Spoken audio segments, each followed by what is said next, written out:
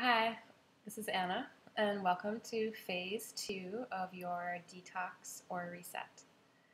And what this phase is about is really about just going in deeper. We've had a little time to prepare and slowly move into the cleansing process. And now you're hopefully in a place where you're ready to just more easily kind of flow into a place to release more of what the body's ready to digest and let go of, physically, mentally, emotionally. So, an important part about this is just to really be honest with where you're at and with what you need. So, what your starting point is before this cleanse will be, and what you're available for, how much free time you have, what your work life looks like, what your just the demands of your daily life are right now. So if you're taking care of your kids, you have a couple of small children, and you're working 9 to 5, and there's just certain things that are an obligation for you, you just might not be available to really go into a deeper detox process, and that's okay. That's totally fine. There's still a lot you can get out of this, and you might focus on other things rather than having a really light cleansing diet. You might really be focusing on getting rested and maybe even just refreshing the way that you prepare your foods, or just your diet in general, or what it is that you crave, that type of thing. Um, Another part about it is like what your starting point is. So everybody comes into this cleanse or detox at a different place.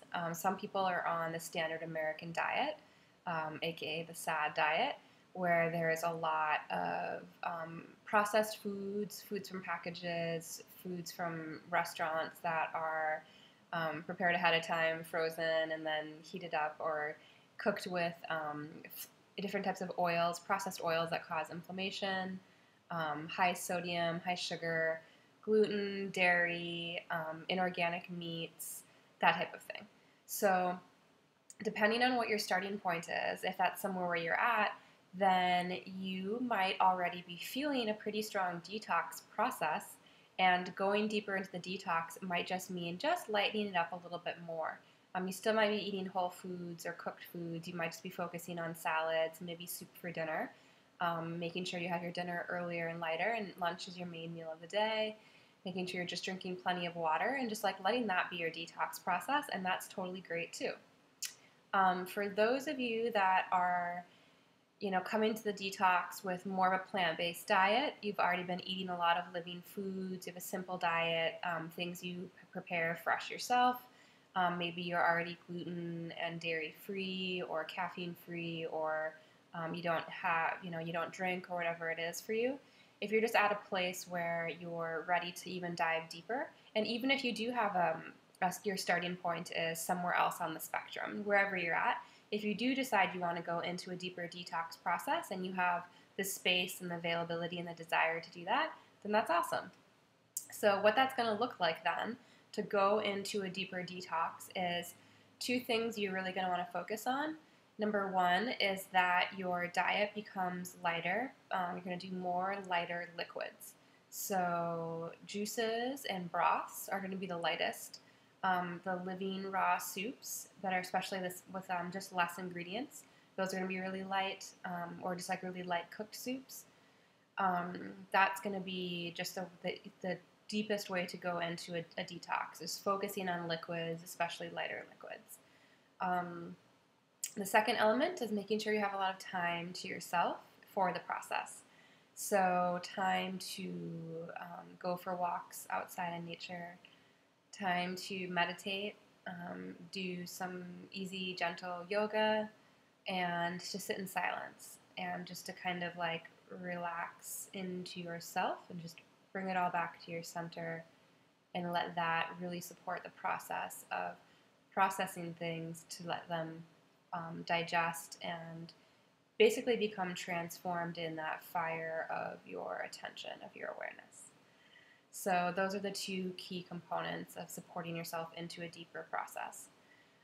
If you're wanting to kind of pull out of the cleanse, or just hit the brakes a little bit, or you're just wanting to stay more on an easier, lighter, more superficial level, that's totally cool.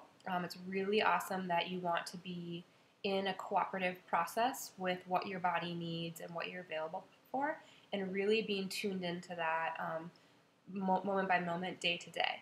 So the ways to kind of slow it down or hit the brakes or just kind of like create a more kind of easy situation would be to add more fiber, like more whole fibers into the diet.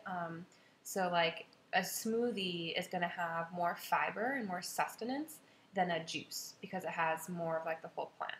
So that would be one example, but just, having more salads, just loading up on more of the vegetables. And then also you can add in some grains or beans, and the second part would be adding fats, like just putting in making sure you have like a half an avocado in your soup or on the side of your salad or in your smoothie or whatever it is. Okay, so also I want to make a note that if you tend towards like a high vata, and vata is the doshic energy of space and air. If you tend towards, especially during the cleanse, if you're feeling really ungrounded, just a little bit too light, if you're feeling kind of restless or scattered or like airy-fairy, like you're just kind of like mind is floating off into you don't know where, then you probably do need to create a more grounding experience for yourself. Adding more fats, adding more fiber, maybe adding some warm grains. Doing a self-massage is going to be really important, and sticking to a regular schedule as much as possible. So having your meals at the same time, your evening routine look the same, and go to sleep at the same time, just to kind of really ground in and keep yourself centered and rooted. For those of you that are wanting to have a more cleansing or detoxing experience, but the liquids just isn't appealing to you, or maybe that's just too light, or perhaps if you're coming from a diet that's heavy on meat and protein and potatoes, or like you're used to more sustenance, so like having just a liquid diet isn't attractive to you, I highly recommend doing the Khichdi mono diet. And so to really go into that, a deeper cleanse would be to have Khichdi every meal for a few days. And it's actually, it can be really amazing. I've done it a number of times. Sometimes it's like a last 3 or 5 days, and I'll be like, well, I'm done with that. Sometimes I've lasted more than 8 or 9 days, and it feels totally fine, and you just really get used to the subtleties of the way you appreciate your food in a different way. And then also your attention is brought into like a more subtle place. So the Khichdi mono diet you can have for breakfast, lunch, and dinner for as many days as you like, or you could even just do it for lunch and dinner, and then have like a juice or smoothie or some cooked oats for breakfast, and that really supports a nice cleansing process as well. It's more grounding, it's more nourishing, but it will still help the body detox, and it's really good for the digestive system to kind of heal and nourish that.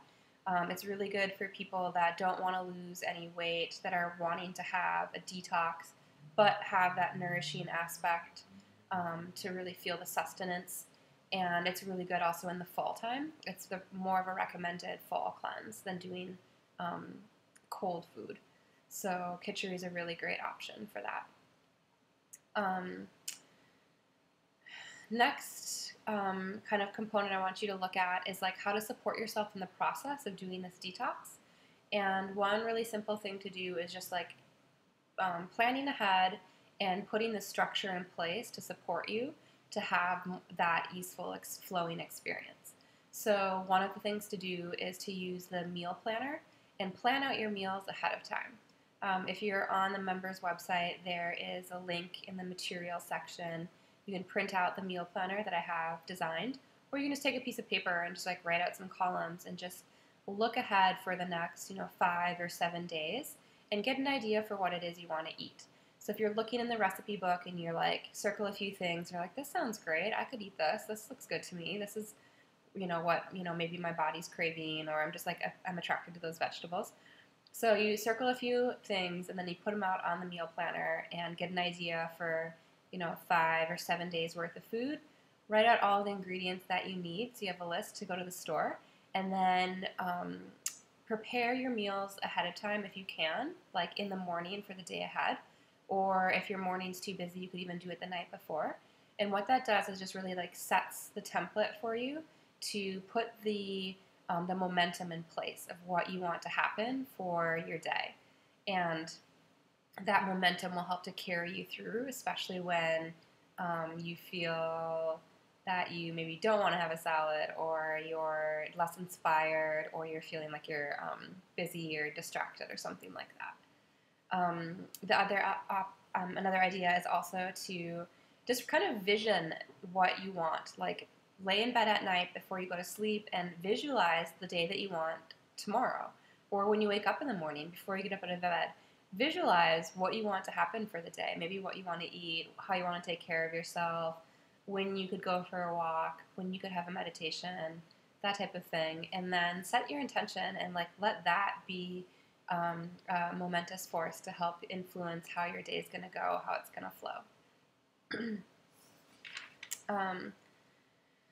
If you happen to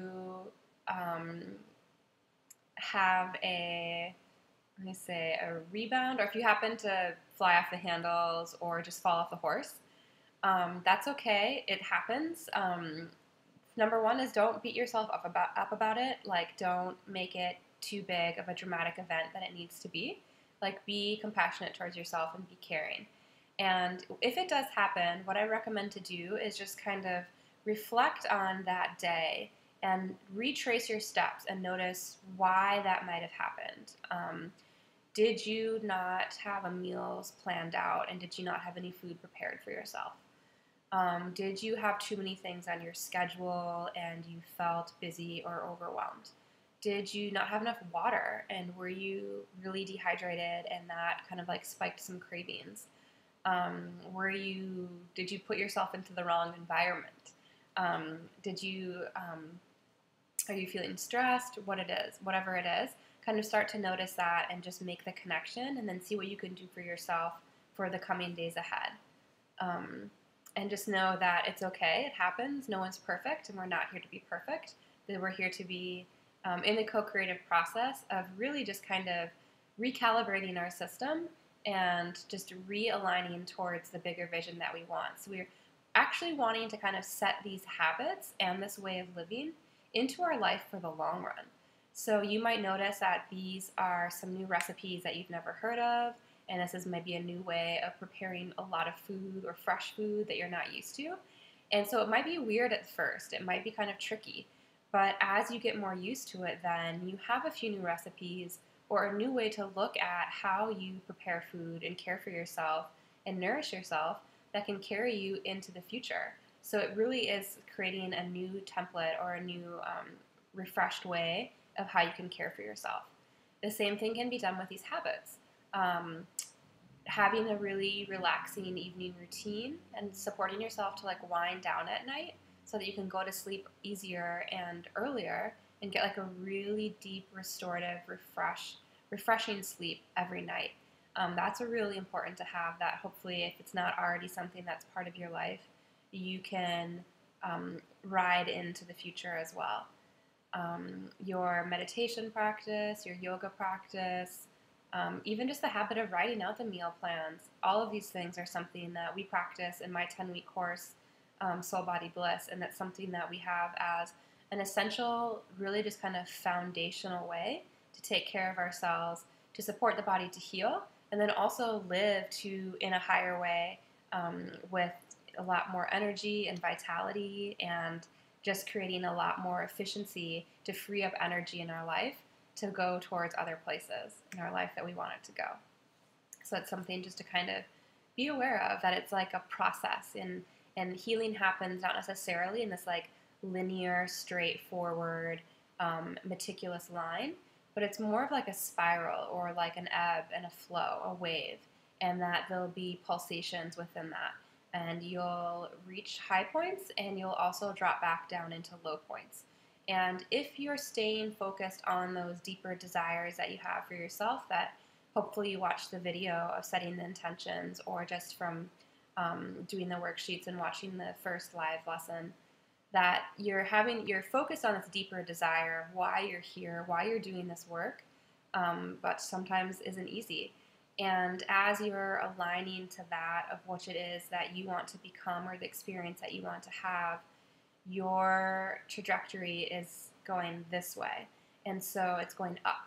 It's at an angle. And so the lower lows are going to be less low than the lowest low that you've had in the past. And the highs are going to get higher. So even though we're still going on this spectrum of up and down, or the spiral of it going like this, we're still going into a place of a greater, better, healthier experience in the long haul. So that's the idea. Especially if you're going to do a cleanse once a year or twice a year. As part of this practice in Ayurveda, we have these daily habits that I've explained to you in the detox guide about just your essential self-care, of like what's really needed on a daily basis. And that's called dinacharya. That's your daily rhythm, your daily flow. And then we have ritucharya, which is the seasonal rhythm. And part of the seasonal rhythm is doing a seasonal detox at the change of season in spring and in fall. And so when it's happening in the springtime, if you're just kind of doing a lighter detox and kind of more on the superficial level, but you're just eating really fresh, really simple, really natural, getting a lot of sleep, letting your fire really be ignited, letting it really digest and cleanse off the things that you don't need. It's a similar idea of just kind of like taking off the winter coat, just kind of like cleansing off like the heaviness that is built up over the winter.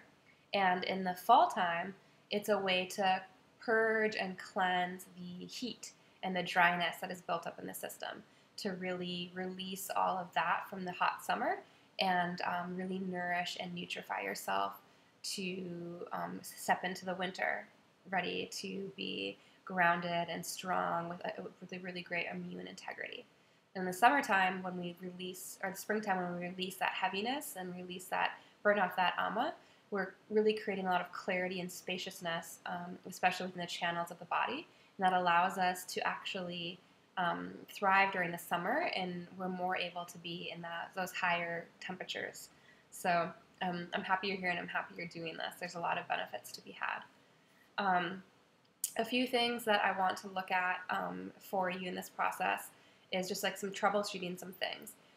If you are having trouble sitting in meditation or sitting in silence, I want just to kind of make some space for that, make some room for it, and just kind of notice that that's a really key component of doing a cleanse or a detox, because things can't necessarily just happen on the physical level without also influencing or being connected to things on the more energetic, subtle level, emotionally and mentally. So we need to do both. And if you are not able to sit in silence or have a meditation practice, that's something worth looking at, and having compassion for yourself and being easeful about it, but also being honest. And so there can be different reasons for that, and part of it could just be that there's an imbalance in your life, in your lifestyle.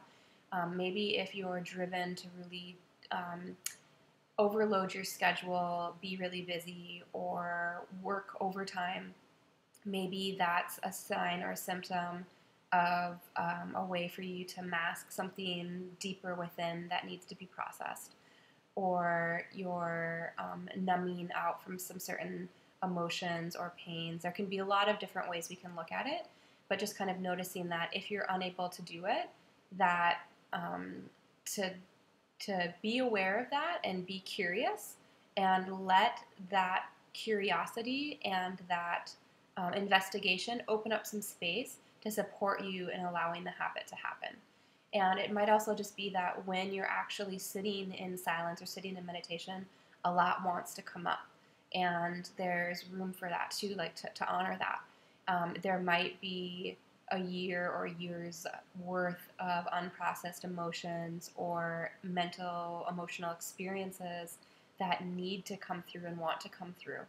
And doing this detox, but making room for yourself to process those old emotions, experiences, or mental patterns is an important part of detoxing, of releasing yourself from what you're holding on to in your system, so that you can experience the health the clarity, the vitality that it is that you actually truly desire. So I encourage you to be gentle with yourself and compassionate, and find the support that you need if you need it. That might look like reaching out to friends or family, to having a counselor or connecting with your therapist. It might mean just going slowly. You might want to journal, or just kind of like gently investigate or explore more of what's there. Or you might just want to create a safe space for you to like really let yourself experience those emotions, and find the courage, or the courage really to be with what's there. And it's not always an easy thing. So but it is still an important part of being healthy. Um, Another thing to look at is cravings. If cravings are coming up for you, that is also a normal part of detoxing. And so what I recommend is to look at what you can put in, add into your life, rather than focusing on what it is that you're not getting. So you could add in maybe some like fresh fruit might be good for you, or some more fresh juices. A lot of water can really help you kind of in the cleansing and detoxing releasing process. Going for walks, especially if a craving is arising and you're available to go outside just for even a moment and get some fresh air, and really refresh yourself and bring in some prana and kind of shift the energy. That can be really helpful. Doing the self massage is a really good way to help yourself feel grounded and more easeful, and help with the relaxing the nervous system. Getting the good sleep that you need.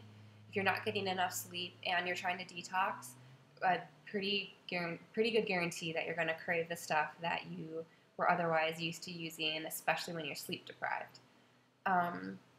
Headaches, kind of the same thing. The idea with headaches, though, is more like there's usually too much energy going up into the head, and you want to bring the energy down and get more grounded into your body. And so having that daily meditation practice is going to be really helpful for that. Or just time to kind of relax and even ground out. Like if it's nice outside, you can go out into your yard or garden or into a park, lay down on the earth, lean up against a tree, go sit by a river, and just like really bring yourself back down, root yourself back and down into yourself and into the earth. Make sure you're getting plenty of rest and having time for stillness. Drinking a lot of water to help yourself flush your system, and making sure that you're also having a good bowel movement. And if you're not, then I would refer you to all the tips that I put in the detox guidebook. And then also, if you're noticing that you have a really white coating on your tongue, that can be a really good thing. That means the body is detoxing. If it's really, really thick and heavy, and you're noticing that your appetite isn't as strong, then I encourage you to use some herbs to just really stoke that digestive fire and help you burn off the ama. That's the white coating on the tongue is just expressing that there's ama showing up, the undigested material that's wanting to get cleared and burned off in your body. So you can try using ginger. You can use just fresh raw ginger, peel it and cut it into a few little slices about the size of a quarter, and you can eat one of those about 15 minutes before your meal. You can also do CCF tea, which is cumin, coriander, and fennel. You take equal parts of each herb and do about a teaspoon or so in a cup of warm water and steep it just like a regular tea. Strain it and drink that before your meal. You can also just eat the herbs fresh, and you can practice cooking with them as well. Yeah, and so that's basically it. If you have questions or concerns, please post them on the Facebook forum, and I hope that you are enjoying the process.